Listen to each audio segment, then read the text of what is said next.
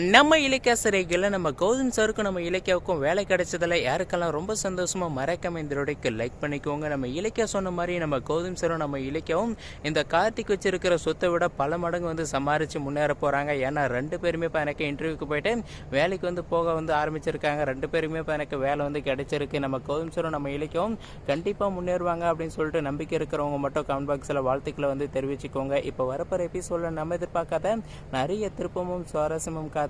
அதை பார்த்து தெரிஞ்சுக்க இந்த வீடியோவை ஸ்கிப் பண்ணாமல் முழுசாக பாருங்கள். அப்படியே நம்ம சேனலையும் சப்ஸ்கிரைப் பண்ணி வச்சுக்கோங்க. இப்போ ஒரு பக்கம் நம்ம கௌதம் சாரும் நம்ம இலக்கியாவும் சர்டிஃபிகேட்டெல்லாம் ரெடி பண்ணிவிட்டு இன்டர்வியூக்கு வந்து போகிறாங்க இல்லையா. இன்டர்வியூ போயிட்டு பெரிய பெரிய கம்பெனியில் இன்டர்வியூ அட்டன் பண்ணுறாங்க. இதுக்கு முன்னாடி நம்ம இலக்கியா கூட வந்து ஸ்கூலில் டீச்சராக தான் வந்து வேலை பார்த்துட்டு இருந்தாங்க. ஆனால் இப்போ நம்ம இலக்கியாவுமே கம்பெனியில் போயிட்டு வேலைக்கு வந்து கேட்க போகிறாங்க. ஏன் அப்படின்னா ஸ்கூலில் வந்து சம்பளம் கம்மியாக வந்து கிடைக்கும். அதனால் இந்த மாதிரி வந்து வேலைக்கு போகலான்னு சொல்லிட்டு கம்பெனிக்கு வந்து இன்டர்வியூக்கு போகிறாங்க.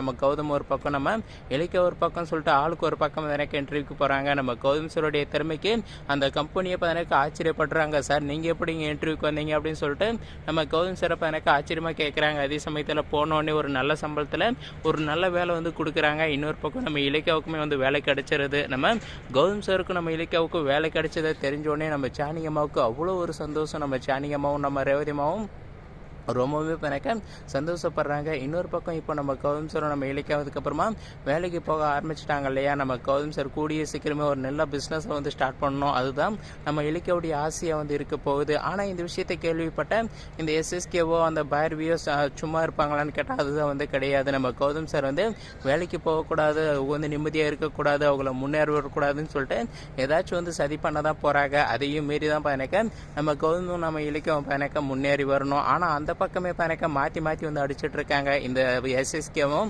அந்த தக்ஷாயினி கார்த்திகோடைய சொத்து மேலே வந்து குறியாக இருக்காங்க. இன்னொரு பக்கம் அந்த பைரவி வந்து நான் தான் இந்த வீட்டில் வந்து பெரியவளாக இருக்கணும், நான் தான் இந்த வீட்டுடைய மகாராணியாக இருக்கணும்னு சொல்லிட்டு இந்த பைரவி சொல்கிறா. ஆனால் இந்த அஞ்சலியாக இருந்துக்கிட்டு நான் தான் இந்த வீட்டுடைய ராணி, நான் சொல்கிறதா நடக்கும், நான் சொல்கிறதான் சட்டம்னு சொல்லிட்டு இந்த அஞ்சலி பயங்கரமாக வந்து ஆடிட்டு இருக்கா இல்லையா. அதெல்லாம் பார்க்கும்போது இந்த பைரவிக்கு ஏற்றுக்கவே முடியல. இந்த பைரவிக்கு பயங்கரமாக கோவம் தான் வருது. இந்த பைரவி இந்த அஞ்சலியை எப்படிடா பண்ணுறதுன்னு சொல்லிட்டு ஒன்றுமே தெரியாமல் முழிச்சிட்டு இருக்காங்க. அந்த சமயத்தில் தான் ஒரு பக்கம் நம்ம கார்த்திக் இருக்கார் இல்லையா. நம்ம கார்த்திக் என்ன பண்ணுறாரு அப்படின்னா இந்த பைரவிக்கிட்ட வந்து சொல்கிறாங்க, இதை பாருங்கள், நீங்கள் அஞ்சலி கிட்ட சண்டை போடுற வேலையெல்லாம் வச்சுக்காதீங்க அப்படின்னு மாதிரி சொல்கிறது மட்டும் இல்லாமல் அஞ்சலி என்ன சொல்கிறாலும் அதை கேட்டு நடக்கிறதா தான் இந்த வீட்டில் இருங்க, இல்லை அப்படின்னா இந்த வீட்டை விட்டு நீங்கள் உங்கள் இஷ்டம் நீங்கள் போகிறதானே போயிடலாம் அப்படின்னு மாதிரி சொல்கிறாங்க. அதை கேட்டவுடனே இந்த பைரவிக்கு இன்னொரு ஷாக்கு. ஏன் அப்படின்னா இந்த கார்த்திக்கும் இந்த அஞ்சலியும் சேர்றதுக்கான முக்கியமான காரணமே இந்த பைரவி தான். அவங்க ரெண்டு பேரையுமே கல்யாணம் பண்ணி வச்சு அதை வச்சு நம்ம இலக்கிய வீட்டை விட்டு வெளியே துரத்தலாம் இந்த அஞ்சலியை வச்சுன்னு சொல்லிட்டு தான் இப்படி ஒரு பிளான் வந்து போட்டாங்க. ஆனால் கடைசியில்